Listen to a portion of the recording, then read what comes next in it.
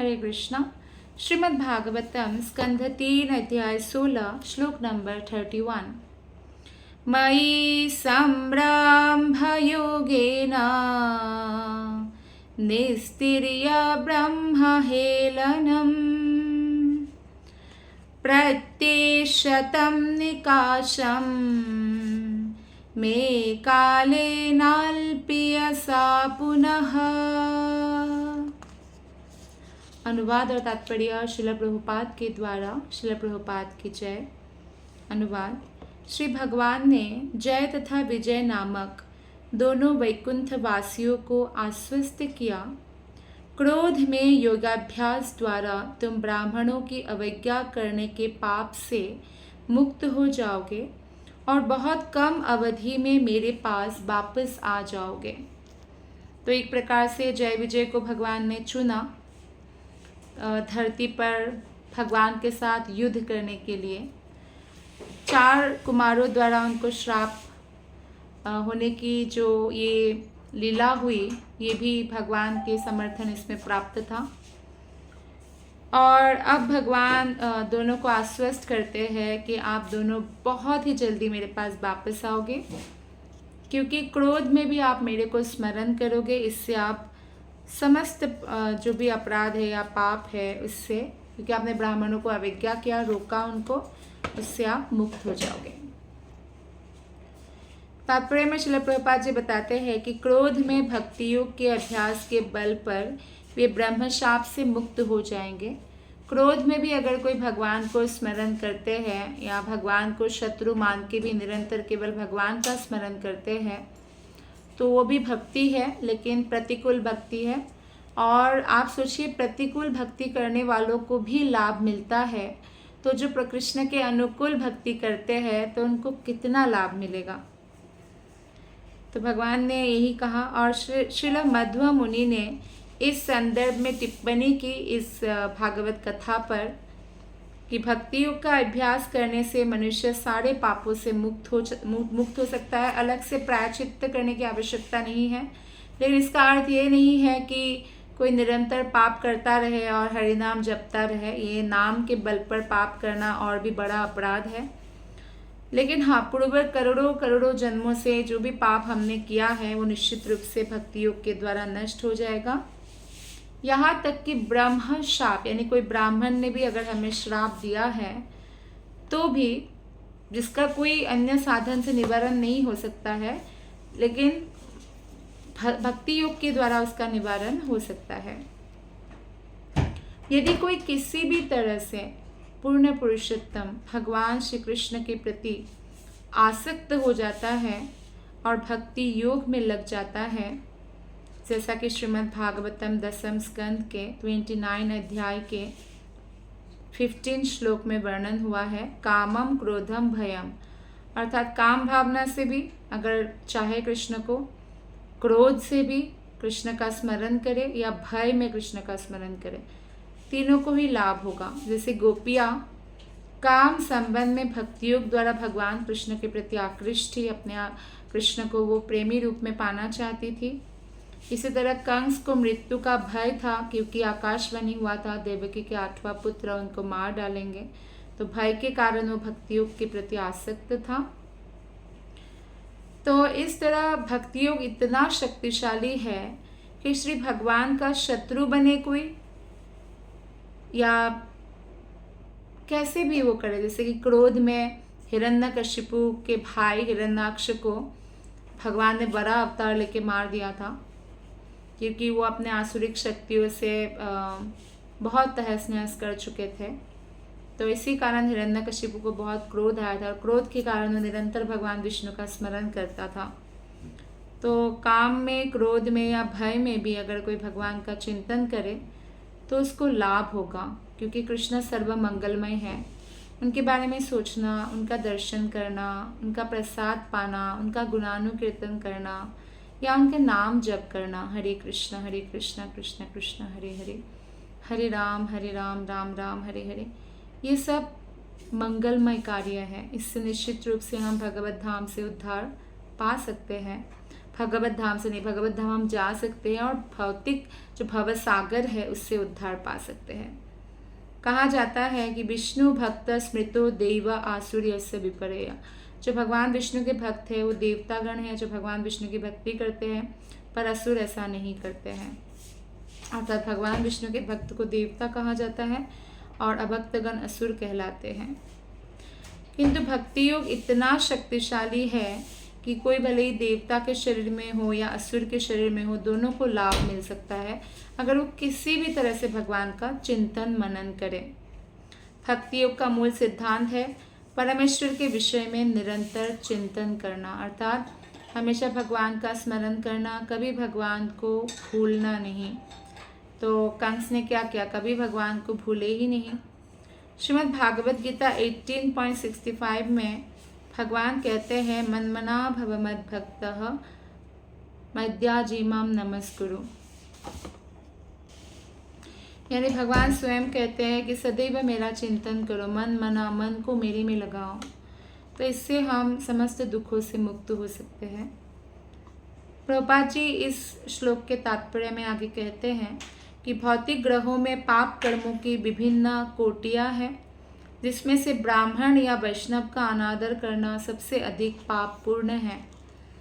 तो बहुत सारे पाप होते हैं इस भौतिक जगत में, लेकिन सबसे बड़ा जो पाप है वो यह है कि हम किसी वैष्णव का अपराध करें।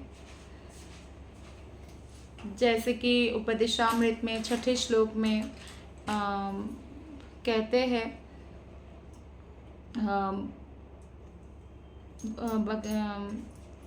रूप गोस्वामी पाद कहते हैं दृष्टि स्वभाव जनितेर वपुषच्च दोषे न प्राकृता त्वमिह भक्त जनस्य पश्येत् गंगां भसां न खलु बुधफेन पंके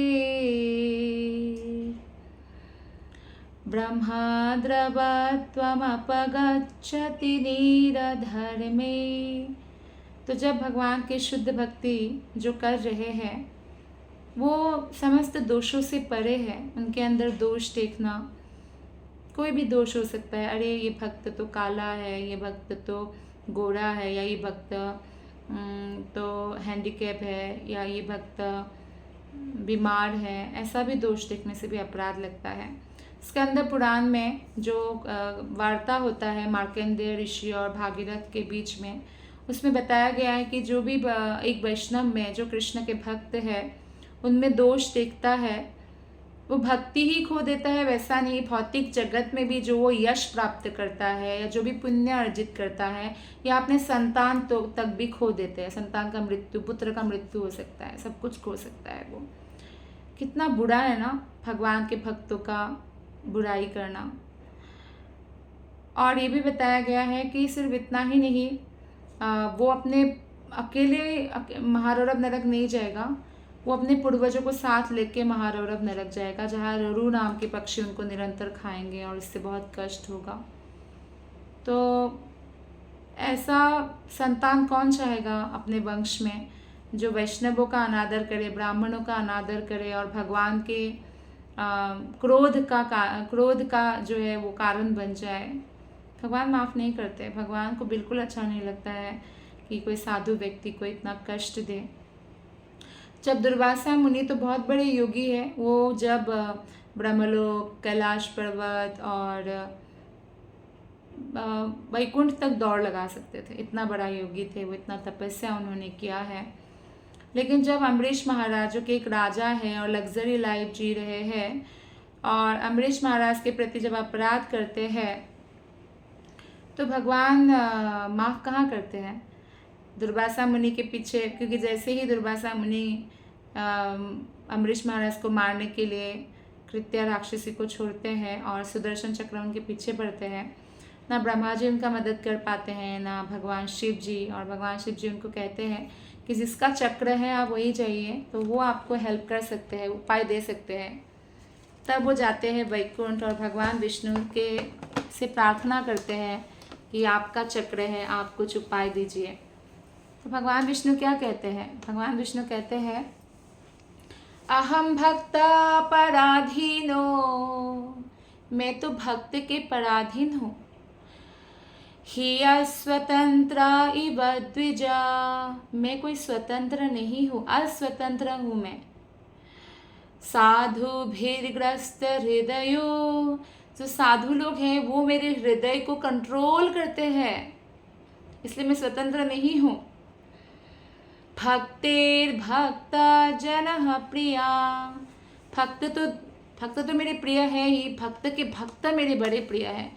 तो इसलिए कभी भी हमें जो 6 प्रकार का वैष्णव अपराध है, चाहे कुछ भी हो जाए, चाहे हमारा ईगो रो रो के परेशान भी हो जाए, तो भी 6 कार्य हम ना करें, एटलीस्ट इन अपराधों से बचें।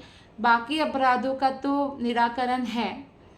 ये अपराध है वैष्णवों को मारना, पीटना या हत्या करना, वैष्णवों की निंदा करना, वैष्णवों के ऊपर क्रोध करना, वैष्णवों से ईर्ष्या करना, द्वेष करना। ये कैसे आगे बढ़ गए? वैष्णवों को देखकर अभिनंदन नहीं करना, ग्रीटिंग करना जैसे हरे कृष्णा इत्यादि, और वैष्णवों को देखकर प्रसन्न नहीं होना। ये 6 प्रकार के अपराधों से हर व्यक्ति को इसलिए बचना चाहिए। तो इस तरह जो अभक्तगण भी अगर क्रोध या भय के कारण भी भगवान का चिंतन करते हैं तो भी समस्त पाप कर्मों से वे मुक्त हो जाते हैं। अर्थात कृष्ण भावनामृत जो है सर्वोच्च प्रकार का चिंतन है जो हम अनुकूल भक्ति करते हैं। और इस युग में हमें भगवान का चिंतन कैसे करना चाहिए? हरे कृष्ण कृष्ण कृष्ण हरे हरे, हरे राम राम राम हरे हरे। खाली समय में भी हम हैं तो मन में निरंतर जप करे, बाहर नहीं कर सकते। आप बस में जा रहे हैं या कहीं बैठे हैं, मेडिकल में हो सकता है इंतज़ार कर रहे हो, लाइन में इंतज़ार कर रहे हो, आप हरिनाम जप करें। तो इससे क्या होगा? हम शुद्ध होंगे, और जितना अधिक हम शुद्ध होंगे इतने ही भगवान को जान पाएंगे, इतना ही हम रियलाइज कर पाएंगे। श्लोक नंबर 32। द्वास्थावादिश भगवान विमानश्रेणिभूषणं सर्वातिशायया लक्ष्म्या जुष्टं स्वं धिष्ण्यमाविशत्। वैकुंठ के द्वार पर इस प्रकार बोलकर श्री भगवान अपने धाम लौट गए, जहाँ पर अनेक स्वर्गिक विमान तथा सर्वोपरि संपत्ति तथा चमक दमक रहती है। यानी द्वार पर ही ये घटना हो रही है। अर्थात ये 4 कुमार वैकुंठ के अंदर नहीं गए, बल्कि भगवान लक्ष्मी सहित चलकर उनको दर्शन देने आए थे। तो वो लोग द्वार से ही फिर वापस चले गए, क्योंकि उनका उद्देश्य पूर्ण हो गया, उनको भगवान का दर्शन करना था। और फिर वही द्वार पर जो जय विजय उनको दुखी थे कि हमें ब्राह्मण का श्राप मिला, हमने ऐसा अपराध किया, उनको रोक लिया। तो भगवान उनको कहते हैं कि चिंता मत करो, आपसे जो भी अविज्ञा के कारण जो भी पाप लगा है उससे तुम मुक्त हो जाओगे, क्योंकि क्रोध में तुम निरंतर मेरा स्मरण करोगे। इस तरह से बोल के वो अपने धाम वैकुंठ धाम के अंदर चले गए। इस श्लोक से यह स्पष्ट है कि सारी घटनाएं वैकुंठ लोक के प्रवेश द्वार पर घटी। यानी 4 कुमार भी अंदर नहीं थे, वैकुंठ के लोक के द्वार पर ही थे। क्योंकि कई बार लोग पूछते हैं ना, यदि वैकुंठ लोक में प्रविष्ट हुए तो फिर कैसे भौतिक जगत पर लौट गए? नहीं लौटते हैं ना कोई। किंतु वास्तव में 4 कुमारों ने प्रवेश नहीं किया। और जहाँ तक दुर्वासा मुनि या ऐसे बहुत पावरफुल योगी की बात है, अगर वो वैकुंठ भगवान को अप्रोच करने जाते भी है, जैसे दुर्वासा मुनि ने सुदर्शन चक्र से बचने के लिए गए, लेकिन योगी लोग वहाँ टिक नहीं पाते, उनको परमानेंट रेसिडेंस नहीं मिलता है। वो जा सकते हैं लेकिन तुरंत आना भी होता है। परमानेंट रेसिडेंस सिर्फ भगवान के शुद्ध भक्तगण ही वहाँ रह पाते हैं। तो भगवान के लिए पूरी तरह सरेंडर्ड हो चुके हैं। इस श्लोक के तात्पर्य में प्रभुपाद जी कहते हैं कि जीवन का लक्ष्य क्या है? भगवान को समझना। श्रीमद् भागवतम में भी अन्यत्र इसी की पुष्टि की गई है। तो मूर्ख लोग ये नहीं जानते हुए कि भगवान विष्णु का पूजा जो है परम पात्र है, भगवान विष्णु ही पूजा के परम पात्र है। जैसे कि भगवान शिव जी कहते हैं, आराधनानां सर्वेषां विष्णुराराधनां परम, तस्मात् परतरम देवी तदीयानां समर्चनम।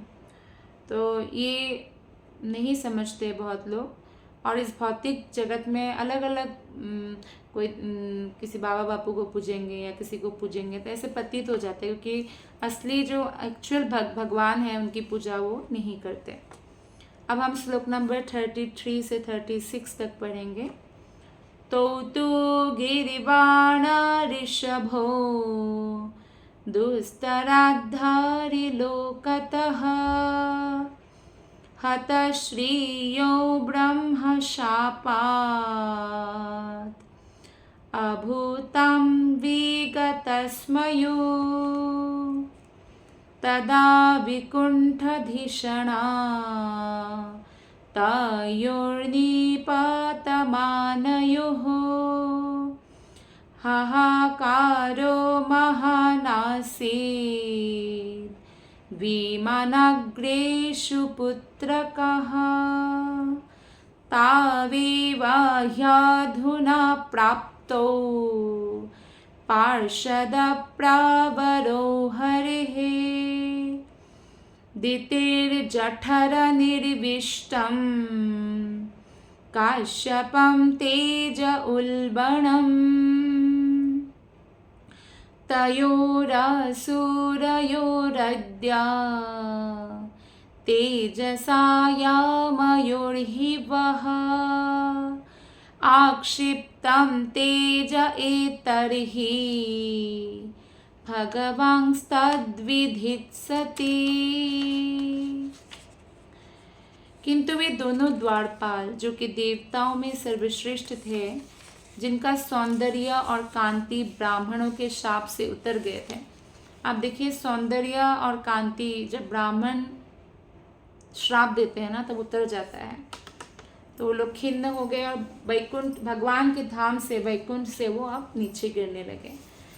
तब जब जय विजय भगवान के धाम से ऐसे गिर रहे थे, तो अपने अपने भव्य विमानों में बैठे हुए सारे देवताओं ने निराश होकर उत्कट हाहाकार किया। देवता लोगों का निवास स्थान है स्वर्गलोक। जब वैकुंठ लोक से गिरते हैं तो पृथ्वी पर गिरते हैं, तो जन्म लेना था उनको अब मृत्यु लोक में। तो बहुत हाहाकार किया, देवताओं को बहुत दुख हुआ कि देखो वैकुंठ लोक से इतने उच्च कैटेगरी के जो व्यक्ति है, भगवान के शुद्धतम भक्त लोग, वो लोग गिर रहे हैं। ब्रह्मा ने आगे देवताओं को कहा, और इसमें ये भी बात है कि ब्रह्मा देवताओं से अब बातें कर रहे, कि देवता जानना चाहते हैं कि सूर्य चंद्र की रोशनी भी म्लान हो गई है, ऐसा क्या हुआ है। तो जय विजय किस तरह दिति के गर्भ में जन्म लेते हैं, उस बारे में अब ब्रह्मा देवताओं को बोल रहे हैं। और इस कथा को बोलते समय ये सुनते ही देवता लोग हाहाकार कर उठे, उनको बहुत दुख हुआ। तो क्या कहा ब्रह्मा ने आगे कि श्री भगवान के उन दो प्रमुख द्वारपालों ने अब दिति के गर्भ में प्रवेश किया और कश्यप मुनि के बलशाली वीर्य से वे आवृत हो चुके थे। तो कश्यप मुनि कोई साधारण मुनि नहीं है, वो बहुत बड़े तपस्वी है और उनका वीर्य बहुत बलशाली है।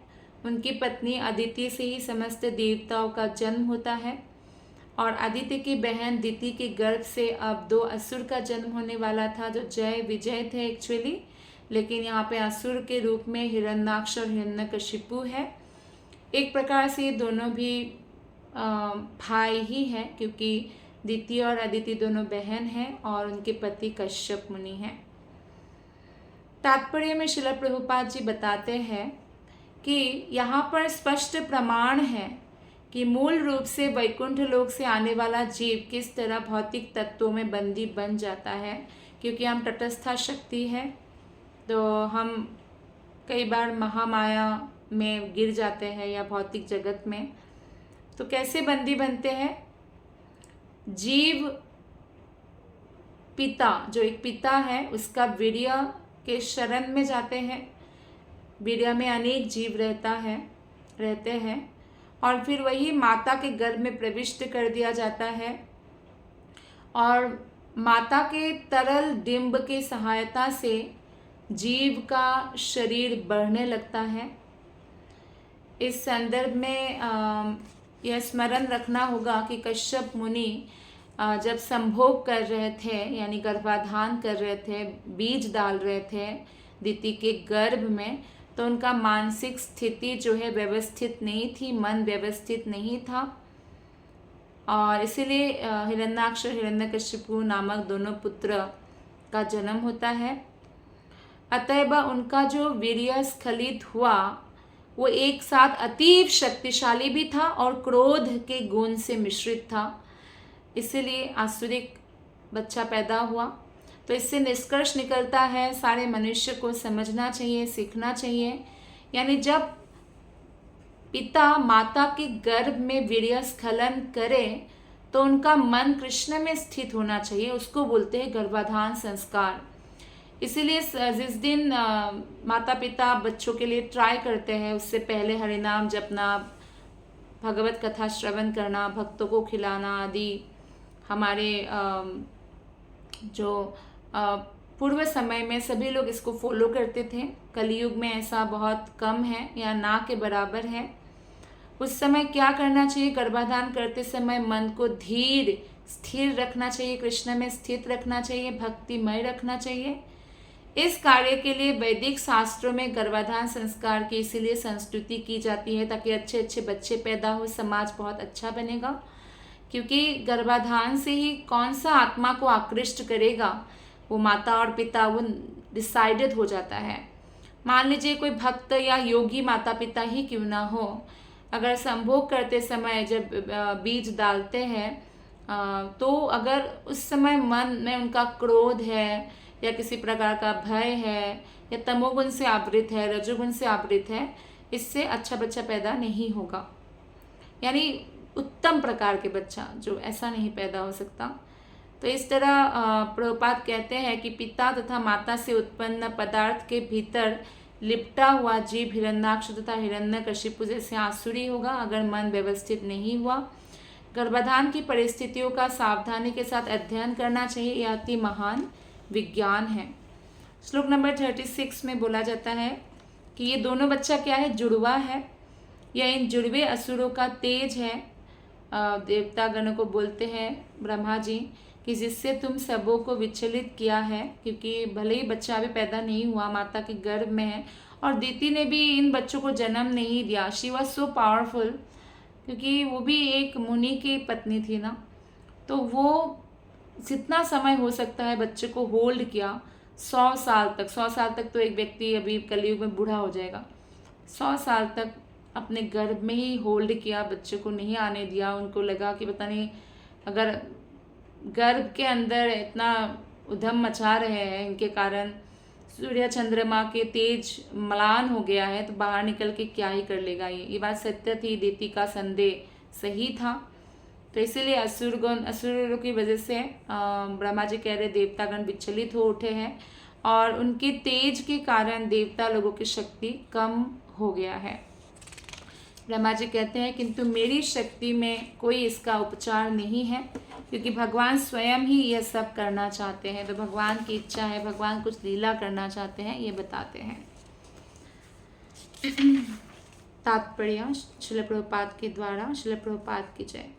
यद्यपि हिरण्यकशिपु तथा हिरण्याक्ष जो पहले जय विजय थे असुर बने, किंतु उनको इस जगत के देवता नियंत्रण नहीं कर सके। भगवान देखिए अपने भक्त जय विजय को, उनका जो प्रताप है, देवतागण उनसे डरते थे, देवतागण उनसे ज़्यादा वो प्रभावशाली थे, शक्तिशाली थे। रावण के केस में भी ऐसा ही था। रावण ही जय विजय ही है ना, रावण कुंभकर्ण 3 बार जन्म होता है, हिरण्याक्ष हिरण्यकशिपु, रावण कुंभकर्ण, शिशुपाल दंतवक्र। तो रावण से भी देवतागण डरते थे, देवतागण उनको कंट्रोल नहीं कर पाते थे और ना ही उनके द्वारा किया गया जो उपद्रव है उसको देवता लोगों ने कम कर पाए। तो वे इस जगत में भगवान के आदेश से आए थे जय विजय, और अकेले ही ऐसे उत्पातों का जो है उत्पात कर रहे थे अकेले ही। दूसरे शब्द में जय विजय ने असुरों के शरीर धारण कर लिए थे, लेकिन बाकियों की अपेक्षा फिर भी वो शक्तिशाली थे, क्योंकि वो वैकुंठ निवासी थे, भगवान के भक्त थे, सेवक थे पहले जन्म में। तो इस तरह से ये सिद्ध हो गया कि भगवान में युद्ध करने की इच्छा थी, और युद्ध में जो वीर रस है उसे आस्वादन करने के लिए ही वे दोनों भक्त को भौतिक जगत में उतारा। श्री भगवान ने ही द्वारपालों को भौतिक जगत में जाकर अपने शत्रु बनने का आदेश दिया। वो अपने आप शत्रु नहीं बने। कौन भक्त चाहेगा कि आप चाहेंगे कि मैं भगवान का शत्रु बनूं? नहीं चाहेंगे ना। तो जय विजय क्या चाहेंगे? नहीं। लेकिन भगवान ने कहा, भगवान ने ऑप्शन दिया कि अगर 7 जन्म लोगे भक्त का तो 7 जन्म के बाद वैकुंठ आ सकते हो, लेकिन अगर 3 जन्म असुर का लोगे तो 3 में ही आ सकते हो। आप सोचिए 3 को दुगुना भी कर दिया जाए तो 6 होता है, यानी दुगुना से भी ज़्यादा जन्म वो क्यों लेते हैं? तो उन्होंने यही चुना। ठीक है, क्रोध वशी भगवान को निरंतर स्मरण करेंगे, मन को भगवान में स्थित करेंगे और जल्द से जल्द भगवत धाम वापस आएंगे। तो इस तरह युद्ध करने की उनकी इच्छा, जो भगवान की इच्छा थी, उसकी तुष्टि करने के लिए भक्तगण आए थे। ब्रह्मा ने देवताओं को दिखलाया कि अंधकार के द्वारा उत्पन्न स्थिति जिसके कारण वे सभी विचलित थे, ये भी भगवान की इच्छा थी। और आप देखिए कि इस तरह से अगर हम देखें तो हमें कोई असुर से या रावण से नफरत नहीं होगी, बल्कि आसुरिक कृत्य से नफरत होगी, क्योंकि वो एक रोल निभा रहे थे साधारण जनमानव को सिखाने के लिए। तो अब देवताओं को पता चल गया कि इस अंधकार का कारण कौन है। तो ब्रह्मा जी यह दिखा देना चाहते थे कि यद्यपि ये दोनों अनुचर असुरों के रूप में आ रहे हैं, वे अत्यंत शक्तिशाली है, देवताओं से कई गुना शक्तिशाली है। ये ब्रह्मा ने बता दिया था देवताओं को। तो देवताओं को ये भी सलाह दी गई कि इस घटना का निवारण करने का प्रयास ना करें, क्योंकि कुछ निवारण करने के लिए वो कर नहीं पाएंगे, क्योंकि ये भगवान के कार्य है और भगवान के कार्य को कोई पार नहीं पा सकता है। इसी तरह कोई भी व्यक्ति जिसे इस जगत में कोई कार्य करने का, विशेष रूप से उनकी महिमा का प्रचार करने का आदेश दिया जाता है, उसका प्रतिकार कोई नहीं कर सकता कि कोई भगवान के नाम का प्रचार कर रहे हैं और भगवान के आदेश से भगवत धाम से आए हैं, जैसे कि श्रील प्रभुपाद जी आए, भक्ति सिद्धांत सरस्वती ठाकुर आए, सदगोस्वामी गण आए, ऐसे अनेक भक्त आए, तो उनको कोई नहीं रोक सकता, क्योंकि भगवान का आदेश है, भगवान का प्लानिंग है। सभी परिस्थितियों में केवल भगवान की इच्छा ही पूरी होकर रहती है, ना कि हमारी इच्छाएं। तो आइए अब हम इस अध्याय के अंतिम श्लोक पढ़ने जा रहे हैं। इसके बाद आज का अध्याय हमारा संपूर्ण हो जाएगा। श्लोक नंबर 37। क्षेमं विधास्यति सा नो भगवांस्त्राधीशः तत्रास्मदीयबिम्रीषिणा क्रियानिहार्थः। ओके, तो हे प्रिय पुत्रों, ब्रह्मा जी बोल रहे हैं अपने पुत्र यानी देवता गणों को, श्री भगवान प्रकृति के तीनों गुणों की नियंता है और वे ब्रह्मांड के सृजन, पालन तथा संहार के लिए उत्तरदायी हैं। हम सोचते हैं कि हम कंट्रोलर है, हम मेंटेनर है, ना हम कंट्रोलर है, ना हम मेंटेनर है, ना हम किसी का वेल विशर है। एक्चुअल वेल विशर तो कृष्ण है। कृष्ण ही सृष्टि करते हैं, पालन करते हैं, संहार करते हैं। कृष्ण से ही 3 गुणावतार का उत्पत्ति होता है, ब्रह्मा विष्णु महेश का। उनकी अद्भुत सृजनात्मक शक्ति, योग माया, योगेश्वरों तक से आसानी से नहीं समझी जा सकते। तो सबसे प्राचीन पुरुष श्री भगवान ही हमें बचा सकते हैं, ऐसा ब्रह्मा जी ने कहा। किंतु इस विषय पर विचार विमर्श करने से हम उनकी ओर से और क्या कर सकते हैं। यानी देवताओं को ये सलाह दिया गया कि आप परमेश्वर कृष्ण नारायण के ही शरण में पड़े रहें, उन्हीं से प्रार्थना करें, और हम कोई नहीं कर सकते, ये भगवान का ही योजना है। तात्पर्य श्रील प्रभुपाद के द्वारा। श्रील प्रभुपाद की जय। जब पूर्ण पुरुषोत्तम भगवान कोई व्यवस्था करते हैं तो उससे मनुष्य को विचलित नहीं होना चाहिए, भले ही उसकी गणना के अनुसार ये विपरीत क्यों ना लगे। लेकिन उस समय उनको समझना चाहिए कि भगवान की योजना है। हाँ, इस समय हमें लग रहा है कि कुछ गड़बड़ हो रहा है, लेकिन जैसे अर्जुन को लगा था, अर्जुन ने युद्ध करने से मना भी कर दिया था क्योंकि उनको कोई शुभ नहीं दिखाई दे रहा था, लेकिन वो भगवान की योजना थी जिससे सबका कल्याण होने वाला था। जो मर गए वो भगवत धाम चले गए सारे के सारे, और जो जीवित रहे उन्होंने एक धार्मिक जो है धर्मपरायण राज्य का स्थापना किया पृथ्वी में, पूरे पृथ्वी में।